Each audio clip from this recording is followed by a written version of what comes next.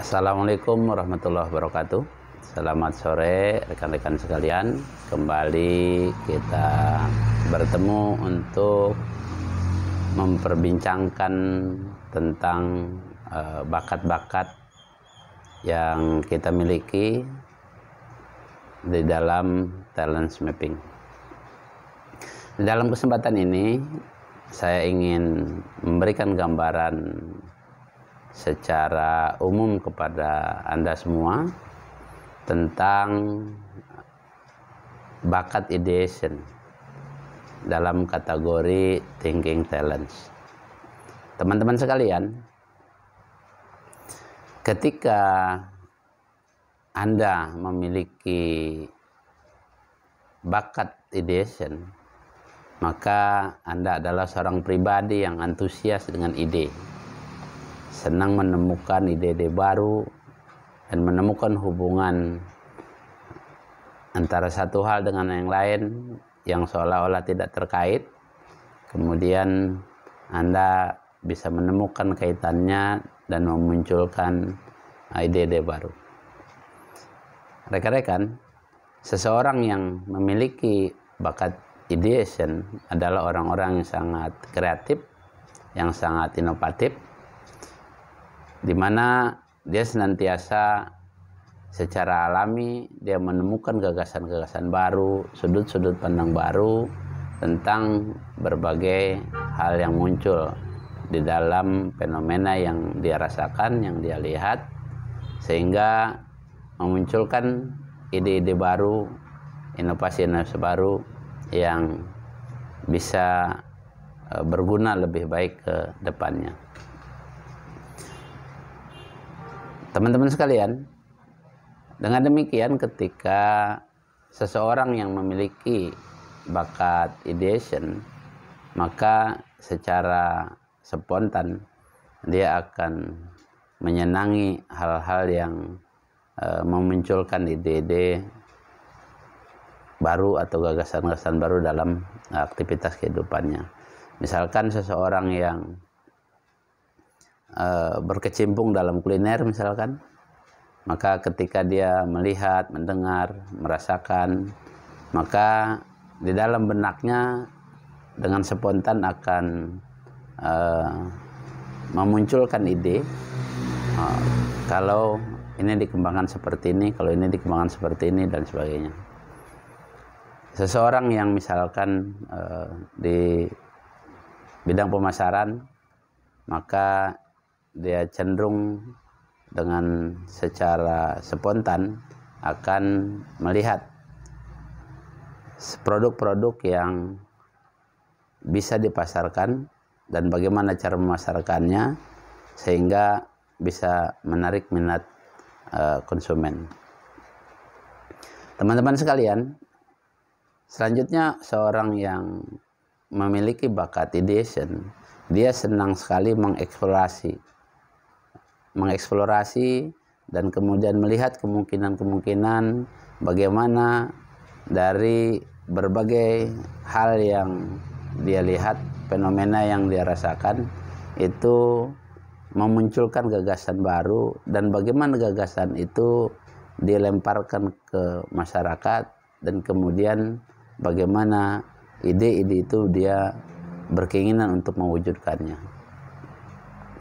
Maka dengan demikian, seseorang yang memiliki bakat ideation, orang-orang yang penuh inovasi, senantiasa ingin terus membuat yang baru, sehingga gagasan-gagasan, ide-idenya senantiasa dia ingin kembangkan dan dilemparkan dan menjadi bahan diskusi bagi teman-teman atau lingkungan di mana dia berada.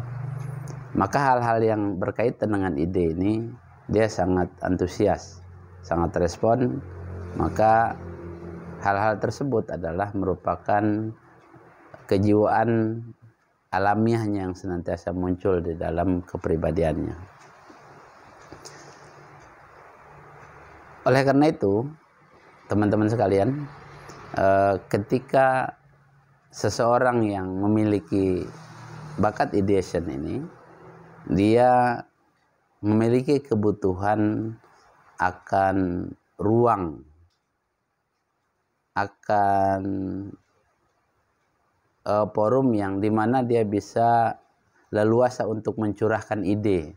Bagaimana ide-idenya direspon oleh teman-teman, oleh timnya, oleh rekan sejawatnya secara positif dan produktif. Barangkali di sini yang perlu digambarkan secara utuh, maka orang-orang yang memiliki bakat ideation, dia memerlukan media untuk mengungkapkan ide-idenya, bagaimana kemudian gagasannya itu bisa dipahami oleh orang lain, bukan sekedar ide yang spontanitas muncul dan kemudian dipandang menjadi hal-hal yang tidak bermanfaat untuk orang lain. Nah, oleh karena itu, orang yang memiliki bakat ideation ini, apabila dia digandengkan atau dia memiliki bakat lain dari thinking talents, misalkan bakat strategik, itu akan sangat bermanfaat bagi dirinya, sehingga ide-ide yang banyak itu bisa dia curahkan di dalam bentuk bagaimana dia merancang roadmap-nya untuk bisa mewujudkan ide-ide yang dia inginkan. Kemudian bagaimana dia membutuhkan ruang untuk mengeksplorasi, mewujudkan ide-idenya, sehingga bagaimana idenya itu menjadi sebuah karya yang bermanfaat, baik untuk dirinya, juga untuk orang lain. Rekan-rekan sekalian, ada yang barangkali perlu diwaspadai dari orang yang memiliki bakat ideation ini. Artinya ketika dia tidak konsisten dalam idenya untuk mewujudkan idenya, maka dia sangat mudah untuk beralih kepada ide-ide yang lain. Selanjutnya, jika bakat di ideation ini lemah, maka secara alami dia tidak muncul ide-ide itu secara alami. Namun kemudian ide ini tentu tidak harus diciptakan dari dirinya. Ini juga bisa kita urun rembuk dengan yang lain, mencari referensi yang lain, sehingga kita dengan mudah mendapatkan ide-ide dari rekan-rekan kita, dari teman sejawat kita. Oleh karena itu, tentu perlu kita membuka diri sehingga kita bisa menerima gagasan atau ide-ide dari orang lain. Selanjutnya juga barangkali perlu kita mencari orang yang banyak ide yang produktif, sehingga bisa menciptakan inovasi-inovasi baru baik dalam organisasi kita maupun produk yang akan kita munculkan. Demikian barangkali secara singkat tentang bakat ideation dalam kategori thinking talents.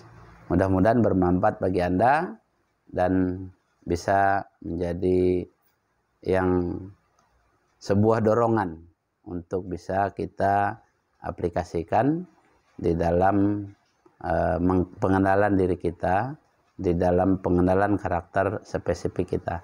Terima kasih. Assalamualaikum warahmatullahi wabarakatuh.